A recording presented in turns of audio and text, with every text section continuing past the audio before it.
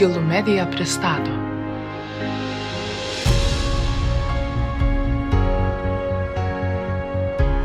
Marijos Alseikaitės Gimbutienės Senoji Europa.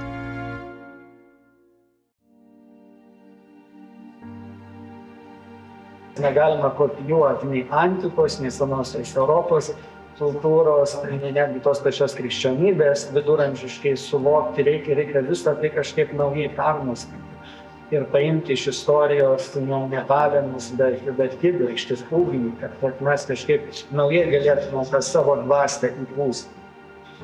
Marija Gimbutienė prisideda prie mūsų pastangų mąstyti apie žmonijos ateitį, žmonijos, kuri dabar yra kryžkelė, kuri patiria vertybių krizę, dvasinį pasimetimą, ekologinę krizę. Visų šitų dalykų, kurie kaip tik senosios Europos kultūroje susisieja ir gali tapti mums atspirties tašku mums patiems, mąstant apie savo likimą.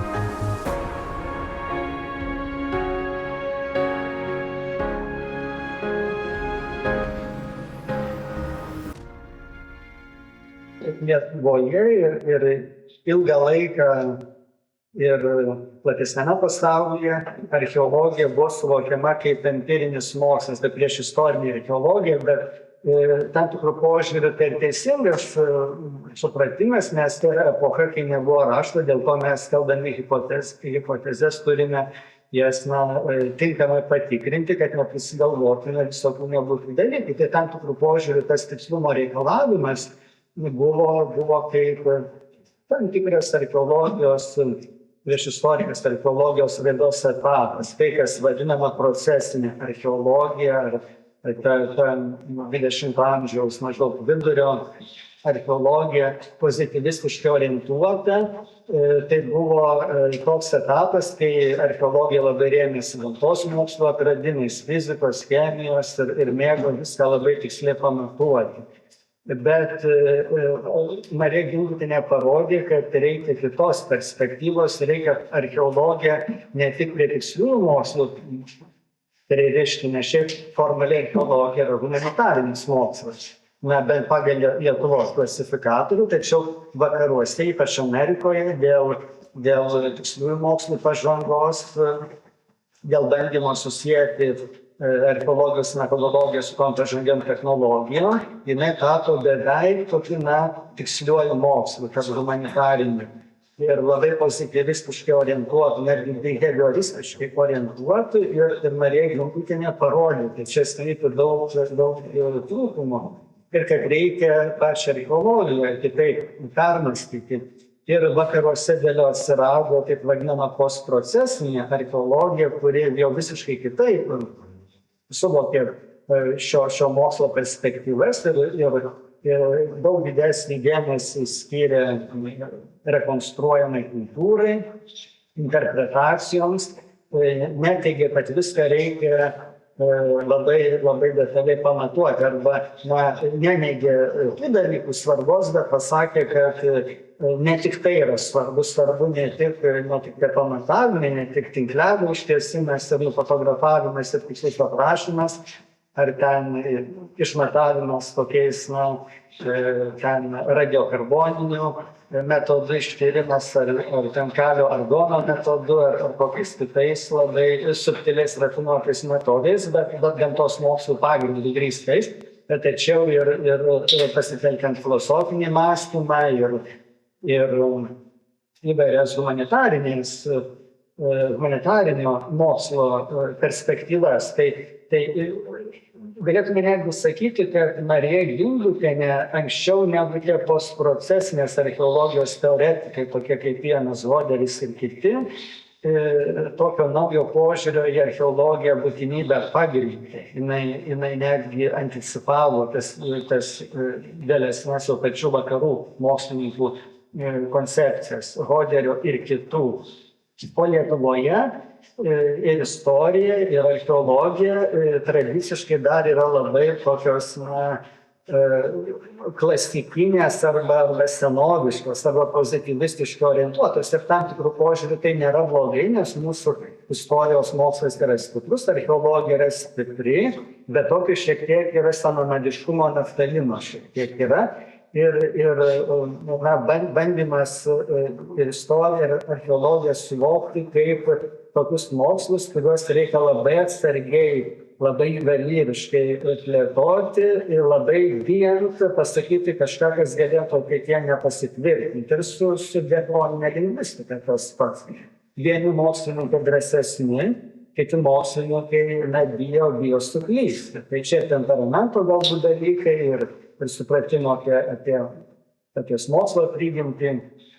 Tai Marija Gimbutienė iš tiesų jau atneša naujų gaivių vėjų į Lietuvą ir kažkada į pačios Amerikos archeologijos mokslą tų gaivių vėjų atnešė. Ir daugelis jos intuicijų, tų spėjimų, kuriuos tai padarė, nebuvo tiesioginė prasme grįsti įrodymais. Matyt, tas jos gebėjimas grįstas ir jos labai plačia erudicija ir jos, tokia sakyčiau, labai aštria genialia intuicija leido jai kelti hipotezes, kurioms pagrįsti jinai dar neturėjo tinkamų įrankių ir jinai to neįrodė, bet tie spėjimai pasitvirtino vėlesnių atradimų šviesoje, jau įtraukiant genetikos tyrimus. Ta kurganų teorija, taip vadinama europiečių protėvinės lokalizacijos teorija, ir čia jos hipotezė pasirodė tikslesnė negu konkuruojančios teorijos, Folino Renfrew ir kitos, tų mokslininkų, su kuriais tik kartą dirbo ir buvo kolegija, tačiau tos teorijos konkuruojančios. Ir štai dabar šiuolaikinis mokslas, jau grįstas dar naujom prieigom, kurių tuo metu, kai jinai dirbo, nebuvo, patvirtino jos intuicijas. Ir čia matome, kad pasiteisino jos drąsa. Užuot bandžiusi viską pagrįsti labai preciziškai tais pozityvistiniais metodais, jie drąsiai kėlė hipotezes, remdanosi savo labai didelę patirtimi. Tokiu, sakyčiau, indukciniu tikimybiniu spėjimu, kuris pasiteisino. Tiesiog vėlesni tyrimai parodė, kad jau buvo teisti. Bet jeigu jie būtų bijojusi tų hipotezių kelti, dėl to, kad, pavyzdžiui, būtų bijojusi, kad bus ten pasmerkta, sukritikuota, tai dabar mes jos neturėtume kaip šios srities lyderės, kaip tos, kurie priklauso šios hipotezės iškėlimas. Ji dabar tikrai yra labai gerbiama lokomities tarp mokslininkų, tarp tyrėjų. Tai čia yra du skirtingi supratimai apie humanitarinį mokslą, apie priešistorinę archeologiją. Vienas požiūris filosofiškesnis, drąsesnis, rizikuojantis, ir tai jos rizika pasitvirtino, o kitas toks labai pozitivistinis. Aš sakyčiau, kad vienas pririštas prie to, ką mes matome po nosimi ir tai, ką matome trumparegiškai, o kitas būtų orientuotas į perspektyvą, į tokį panoraminį vaizdą, į horizontus, kur mes nematome detalių labai aiškiai, labai preciziškai, bet mes matome tas bendras konfigūracijas, tą bendrą vaizdą. Ir bandome spėti, ką mes matome horizonte. Ir Marija Gimbutienė pamatė tame horizonte tai, ką kiti po to jau susijau su detalėmis, susijau su genetikos tyrimais ir patvirtino, kad iš tiesų buvo teisi. Tai aš manau, kad jos indėlis į mokslą, ypač į priešistorinės archeologijos metodologiją, tikrai pateikė pamoką ir mūsų istorikams ir archeologams. Pati archeologija yra ir istorinė, ir priešistorinė. Lietuvoje mes labiau praktikuojame istorinę archeologiją, priešistorinės irgi yra atstovų, bet jų yra tik vienas kitas. Ir istorinė archeologija visų pačia istorija glaudžiai susijusi ir tradiciškai Lietuvoje į pozitivistiškai orientuota. Dėl to Marija Gimbutienė, tarp Lietuvos istorikų ir archeologų, iš pradžių buvo vertinama rezervuotai, kadangi jos hipotezės buvo drąsios, labai inovatyvios, jos nebuvo tiesiogiai pagrįstos empiriniais duomenimis, kaip tuo metu buvo įprasta grįsti. Dėl to jinai kartais buvo laikoma ir fantazuotojai, net šarlatane, bet dabar jau tie, kurie taip kalbėjo, jau pritilo. Aišku, kad kai kurios jos interpretacijos susijusios su kitai hipoteze, su Deivės motinos kultūra, didžiosios Deivės civilizacijos kultūra, kai kurie tie spėjimai iš tiesų yra labai drąsūs, nes Marija Gimbutienė yra dviejų didžiųjų teorijų kūrėja, tai kurganų teorijos, kuri dabar jau galima sakyti iš esmės patvirtinta, ir didžiosios Deivės civilizacijos egzistavimo Europoje hipotezės kūrėja. Tai ši hipotezė truputį sunkiai yra pagrindžiama, bet bent jau galima sakyti, kad tam tikroje Europos dalyje, pietvakarinėje Europos dalyje, kaip juose kituose Europos pakraščiuose, to pakankamai kultūriškai vieninga civilizacija klestėjo, galbūt ne visoje Europoje, bet bent jau nemažoje Europos dalyje ta kultūra klestėjo.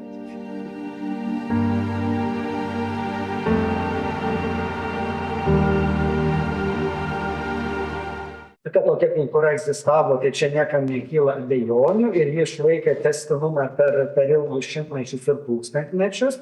Kai kurios detalesnės, specifiškesnės tos civilizacijos interpretacijos susijusios su tos kultūros turiniu ar su mitologijos rekonstrukcijom iki šių dienų yra ir kritikuojamos, ir kvestionuojamos, nes tai irgi labai drąsios hipotezės, tačiau net ir ta didžiosios Deivės civilizacijos hipotezė šiuo metu sulaukia patvirtinimo. Jinai šiuo metu nėra taip gerai pagrįsta kaip kurganų teorija, bet ji taip pat sulaukia vis daugiau patvirtinimo. Ir be abejo, kad tie laikai yra labai seni, tuo metu nebuvo tikrojo rašto, mes niekada negalėsime nei iki galo parodyti, nei iki galo paneigti, nes šita hipotezė labiau susijusi su kultūros turiniu, su tokiais filosofiniais dalykais, vertybiniais dalykais, ir mes jų genetiškai ir kokiais kitais empiriniais tyrimais negalime nurodyti, dėl to neišliks kaip hipotezė. Tačiau filosofams yra labai įdomi, nes ji parodo, kad galima mąstyti apie pasaulį kitaip, negu mes, technologinės civilizacijos atstovai, mąstome, kurie manome, kad visos problemos gali būti sprendžiamos technologiškai, kad jeigu yra problema, tai egzistuoja kažkoks technologinis sprendimas. Bet kaip rodo technikos ir mokslo pažanga, kad mes išspręsdami vieną problemą sukuriame kitą dar didesnį. Yra tos posakis, jeigu esi duobėje, tai nustok kasti, o šiuolaikinis žmogus atradęs save duobėje ir mano, kad išlips iš duobės dar labiau kasdamas tą duobę. Arba čia kaip Italijoje grimzdamas, tu bandai kepurnėtis, kapstytis ir dar labiau grimzti. Tai mums reikia paradigmos keitimo. Mums reikia, kaip sakoma, išlipti iš dėžės savo mąstymu.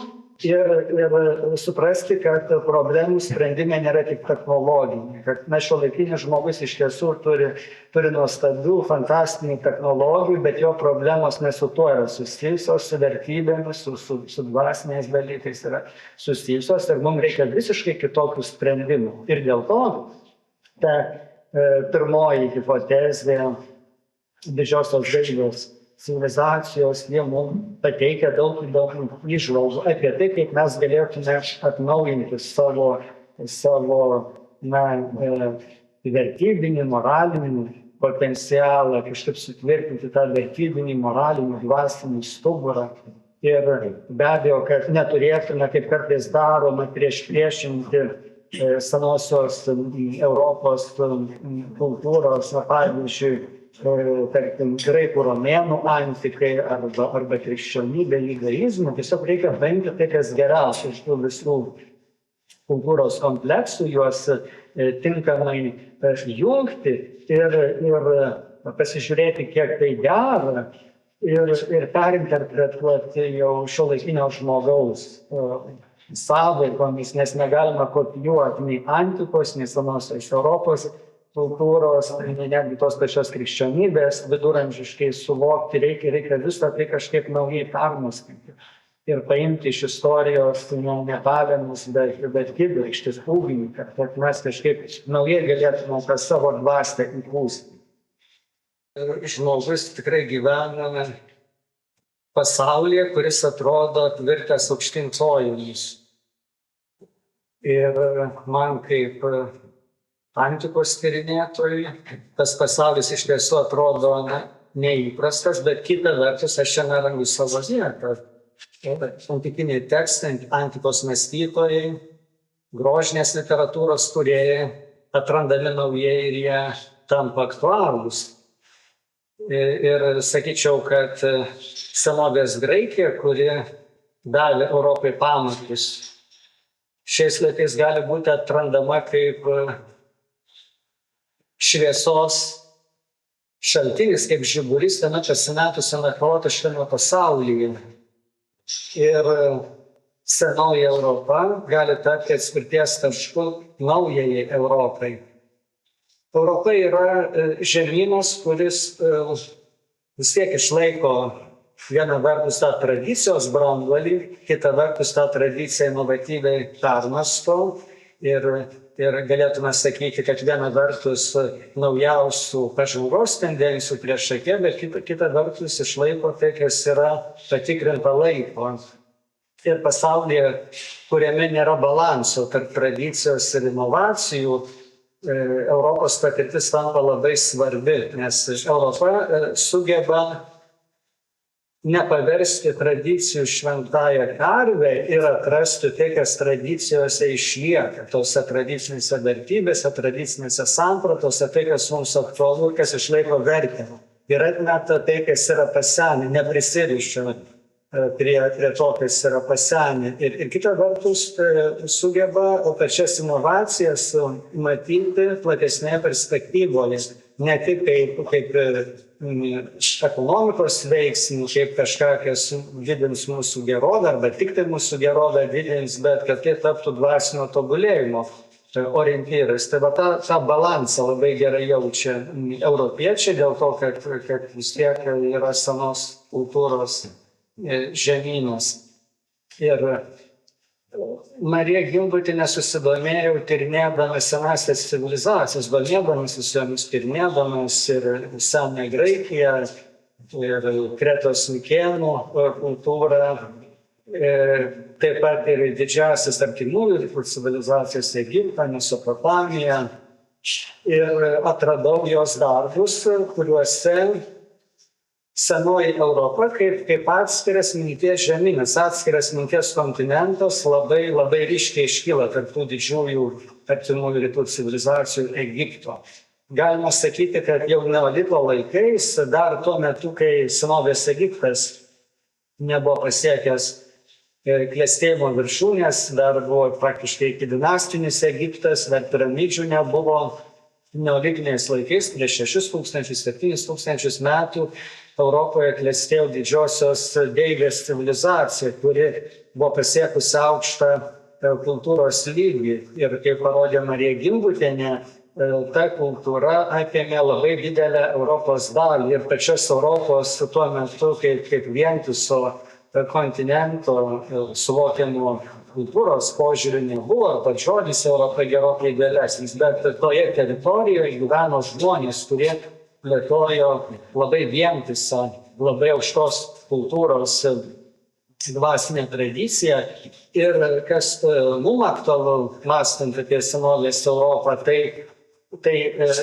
kad žmonijos pažanga ne tik technologijos apsprendžia. Va štai mes šiais laikais esame technologinės pažangos priešakyje ir niekas, kiek mes žinome, iki mūsų, iki 21 amžiaus žmonių nebuvo pasiekęs tokio lygio technologijų srityje, inovacijų srityje, tačiau mes patiriame didžiulę vertybių krizę ir tam tikrų požiūrių esame susinaikinimo ribos. Ir žmonės pasimetę, jie neturi vertybinių orientyrų, jie nepraktikuoja dorybių, kažkas negerai su jų siela. Ir tai yra kaip tik indikacija to, kad žmonijos pažanga ne tik technologijos apsprendžia. Ir štai ta senosios Europos kultūra tuo metu neolito laikais, naujojo akmens amžiaus laikais plėtojo labai aukšto lygio meną. Tie artefaktai, kuriuos archeologai iškelia į dienos šviesą ir Marijos Gimbutienės knygose tie artefaktai labai gražiai aprašyti, jie yra tokie tobuli, tokie subtilūs, tokie žaismingi, kad jie galėtų būti šiuolaikinio meno kūriniai. Ir abstraktumo požiūrių, konceptualumo požiūrių, filosofinės gelmės požiūrių ir netgi kai kuriais technologiniais aspektais tiek tobuli, kad sunku būtų patikėti, kad žmonės gyvenę prieš tiek tūkstančių metų galėjo juos padaryti. Ir akivaizdu, kad tie žmonės tikrai buvo labai aukšto lygio, jų mąstymas, jų dvasinė patirtis buvo neprilygstama ir tam tikrų požiūrį mes dar esame nepasiekę šito lygio. Ir jie gyveno vienovėje su gamta, su savimi pačiai, su kitais žmonėmis.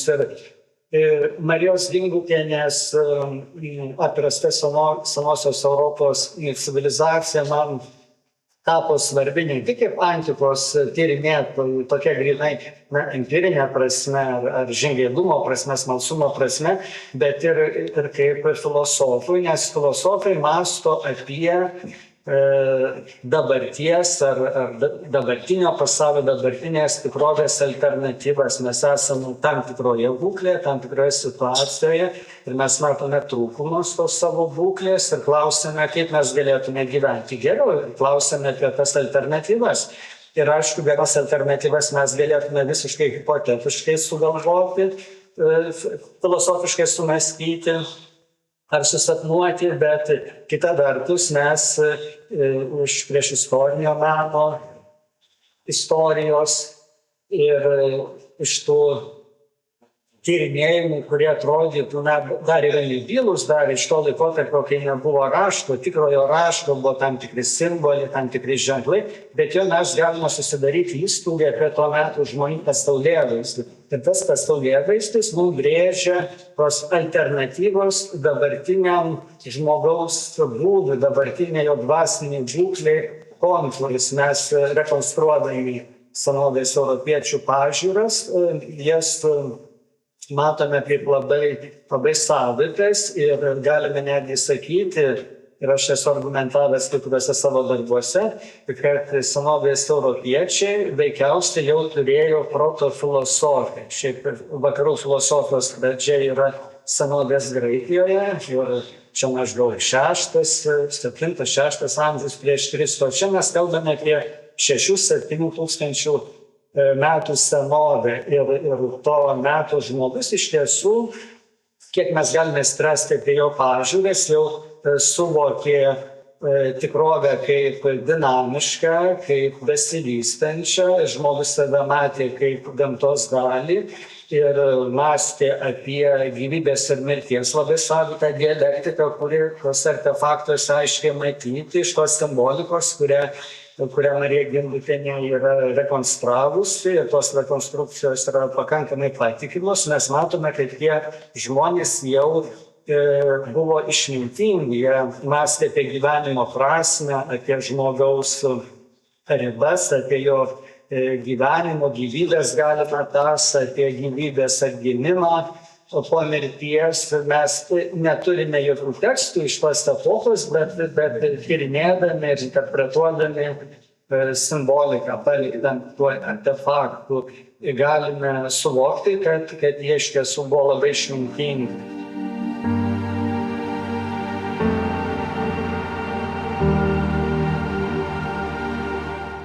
Ir ta visuomenė, kiek mes galime suprasti, buvo taikingesnė. Jie gyveno taikoje su savimi, su aplinka ir lytys, tiek vyrai, tiek moterys, jie gyveno taikoje ir nebuvo tokių, sakytume, dominavimo ekscesų, kaip dabar patriarchalinės kultūros, kuri patyrusi visišką fiasko. Ir jeigu mes toliau tą kryptimį keliausime, tai žmonijos laukia susinaikinimas. Tai mums tada ta egalitarinė senosios Europos kultūra galėtų tapti prototipu, pavyzdžių mąstant apie naujosios Europos galimybę. Mes neturėtume mechaniškai kopijuoti akmens amžiaus kultūros ir sociumo pavidalų, bet atsižvelgdami tai, kas geriausia, ypač abstrakčiausia prasme, vertybinė prasme, matydami tuos taikingo gyvenimo precedentus, sugyvenimo su gamta ir lyčių sugyvenimo precedentus, galėtume mąstyti, kaip mes savo būklę galėtume pagerinti. Ir čia nėra ta patriarchalinės kultūros pakeitimas matriarchalinė. Mes dažnai mąstome binarinėmis opozicijomis ir klausime, kas čia dabar turėtų dominuoti. Dabar dominuoja vyrai, tas dominavimas nepasiteisino, dabar pradės dominuoti moterys. Tai iš tiesų čia ne apie lyčių ar giminių kažkokį primatą dominavimą kalbama, nes pats tas dominavimo konceptas jis yra patriarchalinis. Jis jau tikrai yra praeitas etapas žmonijos raidoje ir mums tiesiog reikia atgaivinti tą taikingesnį požiūrį į žmogų, į pasaulį, supratimą, kad mes ne tik konkuruoti turime, bet ir bendradarbiauti. Ir tas bendradarbiavimas yra tradiciškai būdingas dalykų psichologijos moterims. Bet mes ir tokį mąstymo būdą, tokį santykį su pasauliu turėtume kultivuoti iš abiejų lyčių perspektyvos ir vyrai turėtų gręžtis į tas vertybės, kurias moterys dėl savo psichologijos galbūt pirmosios atrado. Tai čia kalba neina apie vyrų dominavimo pakeitimą moterų dominavimu, bet apie subtilesnės, švelnesnės kultūros atgimimą, remiantis tais priešistoriniais precedentais, kuriuos Marija Gimbutienė mums pateikė. Tai dėl to man kaip filosofui, mąstančiam apie žmonijos būklę ir apie galimas alternatyvas, Marijos Gimbutienės indėlis tampa labai svarbus. Dėl to mano interesas yra dvejopas, kaip senųjų kultūrų tyrinėtojo, tokia labiau galbūt empirinė prasme, grynai iš smalsumo, bet kita vertus ir abstraktesnė filosofinė prasme, mąstant apie tai, kaip mes galėtume savo pačių dabartinį gyvenimą pagerinti.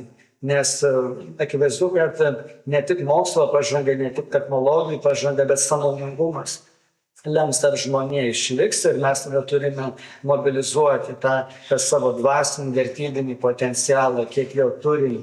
Ir kažkiek ateina iš antikinės graikų romėnų klasikos, kažkiek iš judėjo krikščioniškojo palikimo, iš judaizmo, krikščionybės, to vertybinio potencialo ir taip pat mes atrandame tą dar senesnį klodą, civilizacinį vertybinį klodą susijusiu su senąja Europa. Ir dėl to mes galime ir ateities Europą, naująją Europą, kurti ant senosios Europos pagrindų, nekopijuodami akmens amžiaus praktikų mechaniškai tiesiogiai, bet perindami tai, kas mums atrodo iš tiesų labai prakilnu, labai didinga, labai vertinga, perinterpretuodami, suteikdami kažkokį naują gyvastingumą, naujų formų, galėtume kurti naująją Europą. Ir čia taip labai gražiai, viena vertus, Marija Gimbutienė buvo viso atskiro civilizacinio kontinento atradėja, senosios Europos atradėja.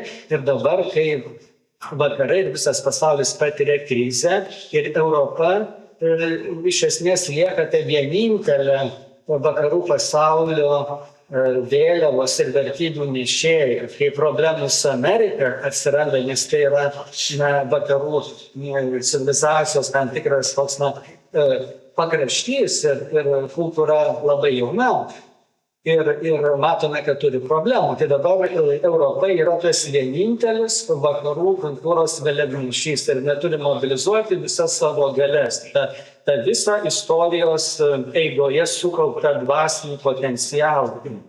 Ir kadangi senoji Europa yra iš tiesų labai sena kultūra, sena civilizacija ir ten iš tiesų yra labai daug svarbių dalykų, kurie galėtų būti aktualūs šiais laikais, tai mes turime mobilizuoti ir šitą patį seniausią mūsų kultūros, mūsų dvasinio palikimo sluoksnį ir dėl to Marijos Gimbutienės darbai, jos mąstymas apie senąją Europą, simbolikos rekonstrukcija, to senojo proto rašto rekonstrukcijos, dar jie neturėjo tikrojo rašto, bet turėjo tokį kažką, kas primintų rašto užuomazgas, tam tikri ženklai, tam tikri simboliai, kurie jau galėjo būti vartojami nuosekliai ir jų reikšmės yra iš dalies nustatytos kai kurių tų ženklų, kai kurios dar tada rekonstruojamos, bet jau iš tų visų ženklų, iš tos simbolikos mes galime susidaryti supratimą apie tai,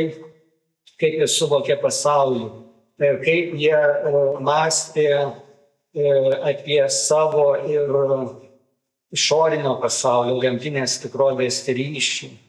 Ir matome, kad jau jie turėjo proto filosofiją, kurie labai susišaukė, susisiekė su tuo, apie ką mąstė senovės graikai. Ir mes stebimės, kad jie turėjo dialektikos pagrindus, dialektikos užuomazgas. Ir graikai pačią filosofiją mąstė kaip meilę išminčiai. Filosofija nėra tik tai supratimas ar pažinimas ar operavimas informacija, tai nėra daugžinybė, kaip Heraklėtas pasakė, bet tai yra meilė išminčiai.